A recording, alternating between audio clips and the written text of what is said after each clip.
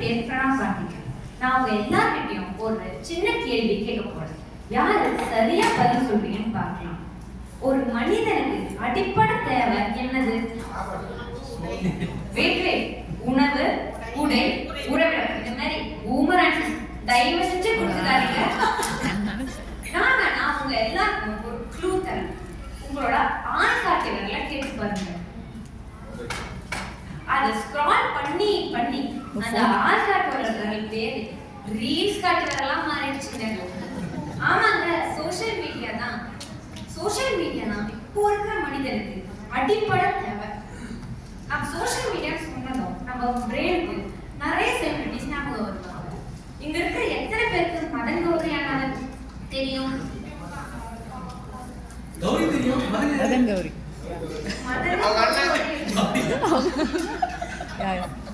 அப்பனா எல்லாருக்கும் தெரிஞ்சிருக்கு நினைக்கிறேன். மதன் கௌரி அண்ணா என்னங்க பண்றாரு?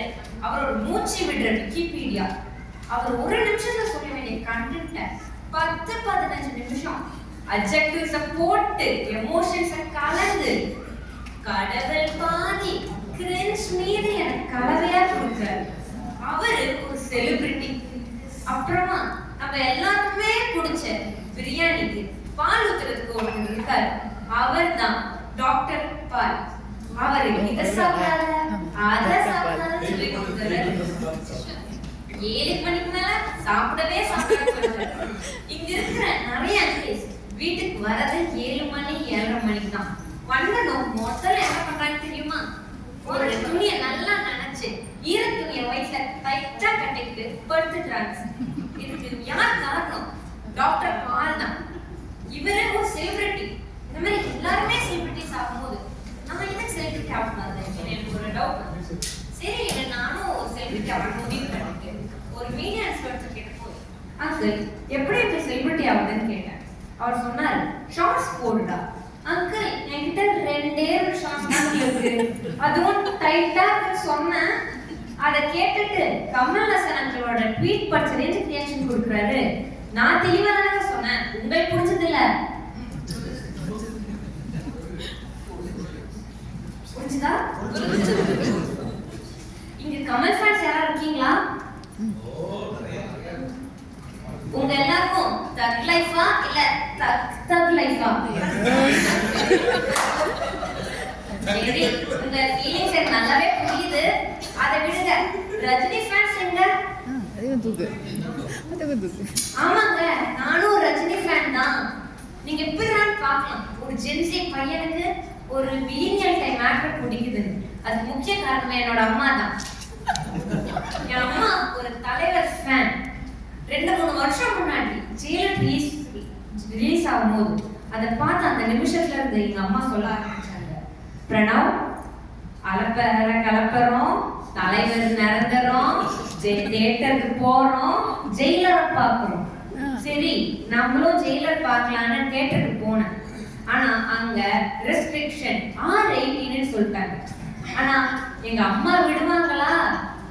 அங்க இருந்த ஒரு செக்யூரிட்டி அங்கிள் ஹிந்திக்காரர். அவருக்கு ஹிந்தி மட்டும்தான் தெரியும். ஆனா எங்க அம்மாவோட ஹிந்தி பாக்கியராஜ் படத்துல வருமே, ஏ காவ்மே ஏ கிசான் அந்த ஹிந்தி கூட இல்லைங்க.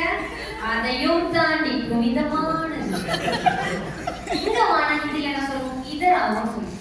அங்க போனா அதேவா சொல்லுவோம். ஆனா எங்க அம்மா என்ன சொல்லுவாங்க, அதே இடத்துல போய் நின்று இதராவும் சொல்லுவாங்க.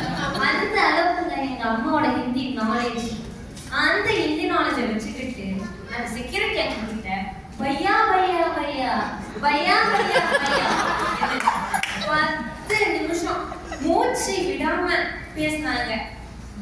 இத அவங்க பேசுறதை கேட்டுட்டு அந்த செக்யூரிட்டிகளே குழம்பி போய் சொன்னாரு, சகோதரி இந்த படத்தில் சிறு குழந்தைகளை அனுமதிக்க முடியாது.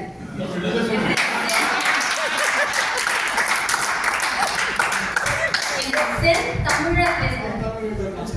நம்ம எல்லாரும் டிஷர்ட்ல ஹிந்தி தெரியாது போனா ஸ்லோகன் போட்டுட்டு இருந்தோம்.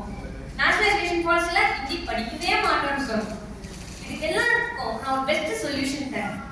எங்க அம்மாவை 2 நாள் டெல்லியில விட்டு பாருங்க. அந்த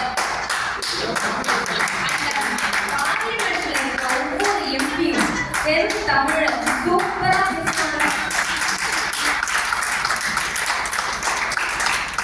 சரி, அரசியல் நமக்கு எதுக்கு?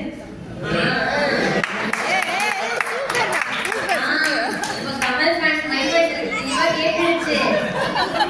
டேய், நீ ரஜினி ஃபேன் தானடா, அதுக்கு தானே அரசியல் பேசிட்டு நைஸே கேட்பாங்க.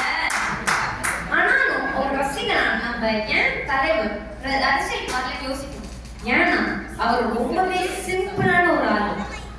அவர் சிம்பிளா போவார் வீட்டுல இருக்காரு, சிம்பிளா இல்லாம சாப்பிடுறாரு. இந்த சிம்பிள் லைஃப் ஸ்டைல விட்டுட்டு அவர் இந்த மாதிரி ஒரு அரசியலுக்கு வந்து இந்த சிஎம் போஸ்ட் உட்கார்ந்தா அவரால் சிம்பிள் லைஃப் ஸ்டைல கண்டினியூ பண்ண முடியுமா? அதனால தாங்க அவர் வரல.